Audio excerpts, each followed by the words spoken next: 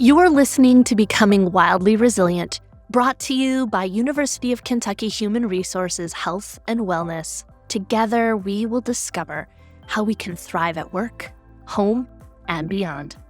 Hello, everyone. I'm Amy Rodquist-Kodet, health coach with the University of Kentucky Work Life and Wellbeing Program. Welcome to Becoming Wildly Resilient Practices, where we'll explore research-based tools and tips that help us thrive more in the areas of life that matter most. This month, we are talking about financial well-being. I know it's a big topic, and honestly, it is a cornerstone when you think about whole person health and well-being, because it influences not just our wallet, but also our body and our mind. Research from the American Psychological Association suggests financial stress is a leading cause of anxiety, depression, and even physical health problems like high blood pressure and heart disease.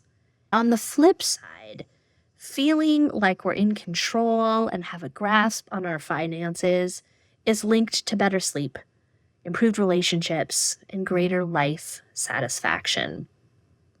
I also want to acknowledge that talking about money can feel stressful for a lot of us because it often carries deep emotional and psychological baggage. It can be tied with self-worth and identity.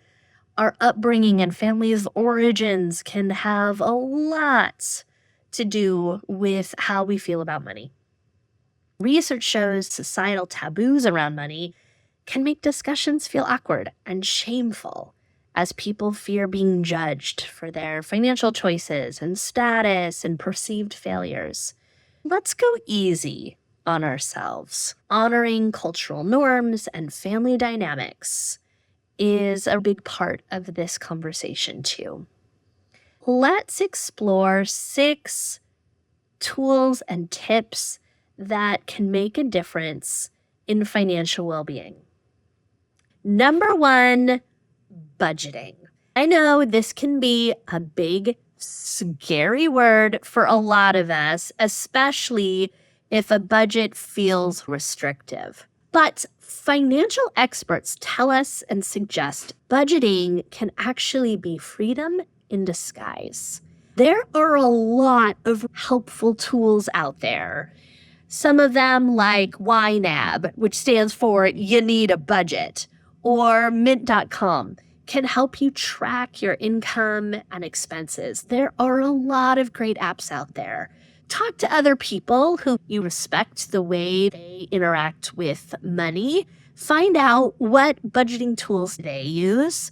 A common across the board rule is the 50-30-20 rule. Have you heard of this? Dividing your money into 3 categories: needs, wants, and goals. 50% for necessities like housing and groceries.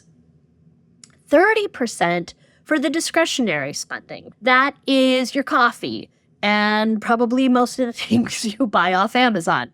20% is for savings and debt repayment.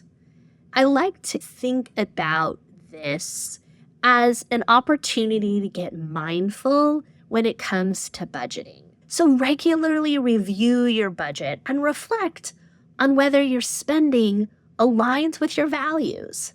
Ask yourself, does this purchase bring me closer to joy, bring me closer to feelings of security, or whatever feels important to you? Or is it just filling a void? Often, mindless spending is just that. Number 2, track your subscriptions. How many streaming services do we really need? I am preaching to the choir here. I'm mainly talking to myself. How about all those monthly memberships you forgot you signed up for? There are some cool tools out there like Rocket Money or Truebill that can monitor recurring subscriptions. And once you see where your money is going every month and those recurring expenditures, cancel any you don't use regularly. Those small monthly charges can quietly and sneakily drain your budget. Notice where you've got duplicate services. See if you can cut down to just one thing. Number 3, embrace the 24-hour rule for purchases. This is my favorite tip, I think, of all of them. Avoid making impulse buys by waiting 24 hours before making those non-essential purchases. Often, you'll find the urge fades, whether you're going through Amazon or TikTok shops or the things that pop up to you as you are scrolling through social media. There is this sense of urgency and buy now, and it's a sale, and you can only get it for today.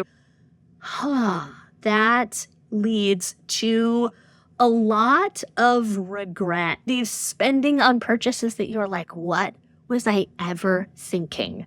Put it in your online cart, then walk away and wait a day before you push the purchase button. Come back to it. Make the decision to purchase or not once you've had time to think. It's amazing how helpful it is to just delay it. I promise you're not going to miss out on things you really need.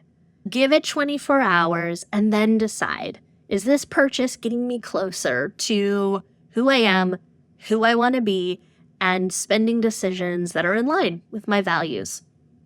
Number 4, celebrate the small wins.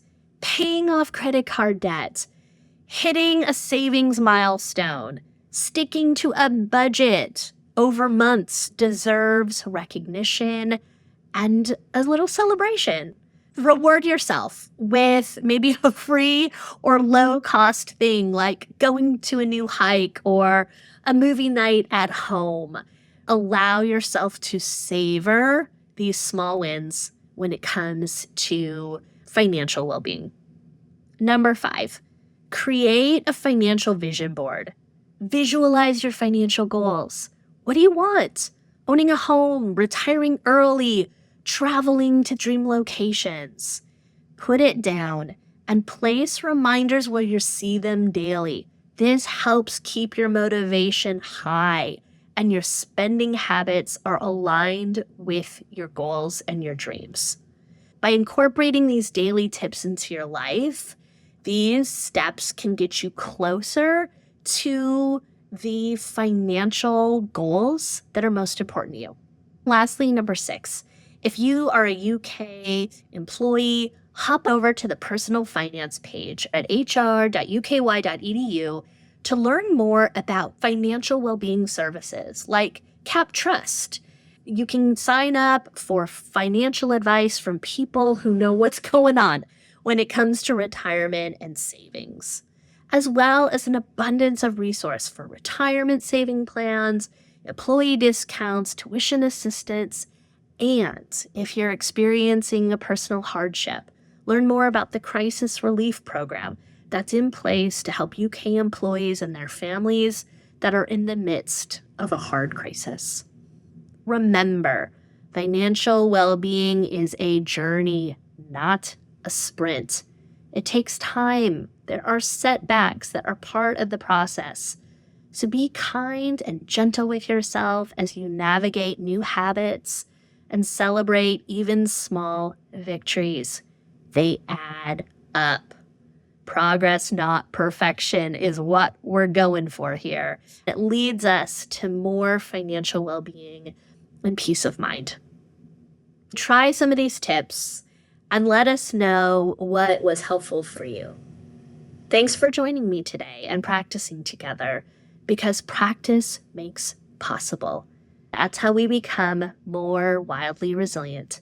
So until next time, keep practicing and be well. Thank you for listening to Becoming Wildly Resilient. This podcast is brought to you by University of Kentucky Human Resources Health and Wellness. We offer a wide range of online and in-person services to support the well-being of UK employees, retirees, and their spouses. You can find experts in mental health, personal resilience, nutrition, and physical activity.